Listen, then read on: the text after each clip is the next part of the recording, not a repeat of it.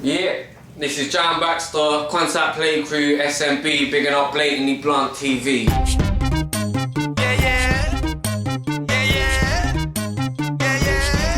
Yeah, my album, it's called Rinse Out Friday, it's back out Monday. It's like double disc, two kind of short albums that kind of form two halves of a whole pretty much. Yeah,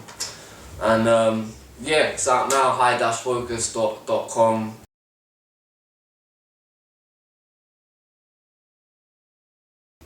Vorderman, man, Vorderman, because like, you know, once you'd finished, you know, dealing with Vorderman, you'd also have the mental challenge of the maths questions, and so it would be a physical and a mental challenge, I think, with Vorderman, whereas Johnson would just be a bit of an like airheaded nothing with a crotch, I think.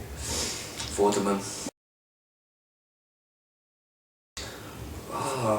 Soy, definitely soy, because I think vinegar would just hit your stomach and instantly, that'd be instant brass out. I think soy, that would be more of a slow burning brass out. I'm definitely more about the slow burning brass outs for sure.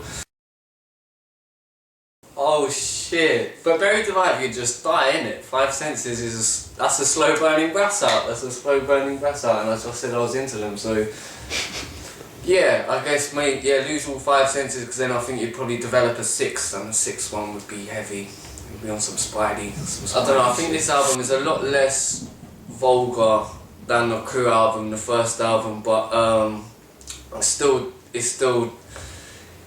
does have that inherent, that anger and that frustration, and that tends to come, and to someone who wasn't in tune to it and someone that didn't understand where that anger was coming from, it would just sound like some misplaced anger. So it's because it got made over the same period of time.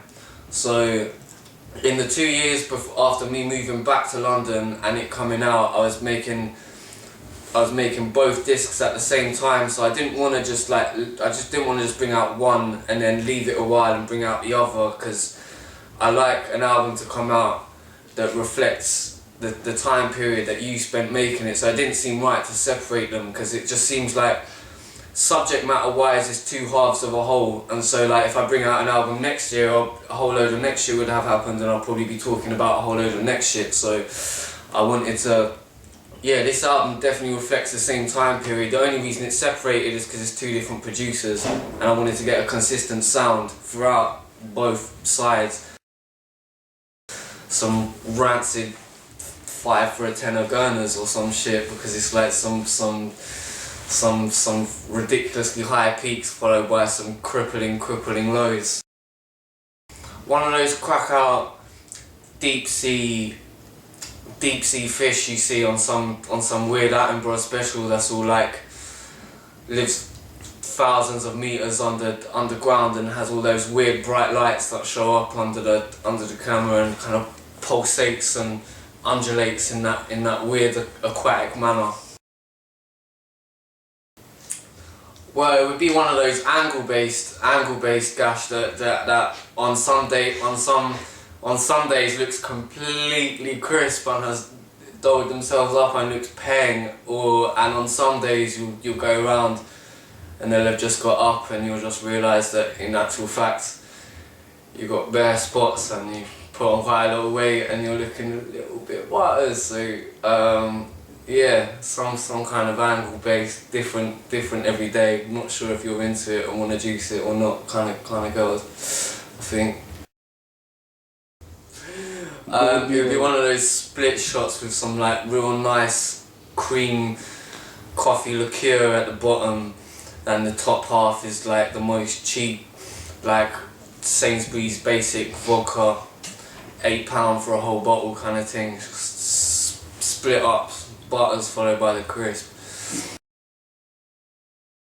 I get fucking Dabbler from London Zoo, big up London Zoo, Dabbler. I didn't really like, I hadn't really cotched with them that much while I was making the album, and then yeah, I rate, yeah, it would be it would be featuring dubbed or produced by who's a bad producer, and it would be produced by Pete Cannon, who's downstairs now, Mr. Dip. Yeah, he's big. Yeah, that would be the one. See, I'm living in a system that works to the dumber man's benefit, where one man's piss is another man's beverage, where one hand gives as the other hand's metal fist snaps your spaghetti neck back for the hell of it.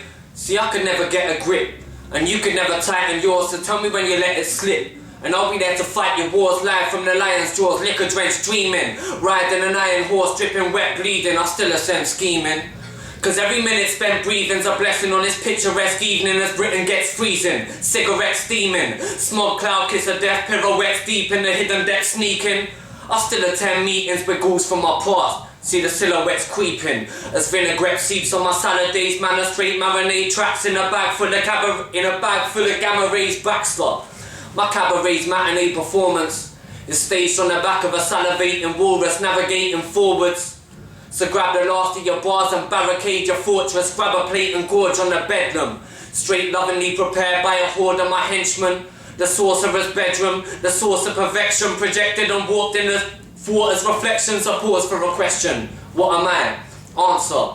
Qualified barber. Dropping rhymes darker, refusing to bow to my modernized master like Zeus on a cloud in my fossilized armor. Zooming around, let loose in the future, and heads don't belong here like troops in Fallujah. The truth in the rumour, dodge death and blue sirens. What then? Drop gems, I puke diamonds. Big up Blatantlyblunt TV.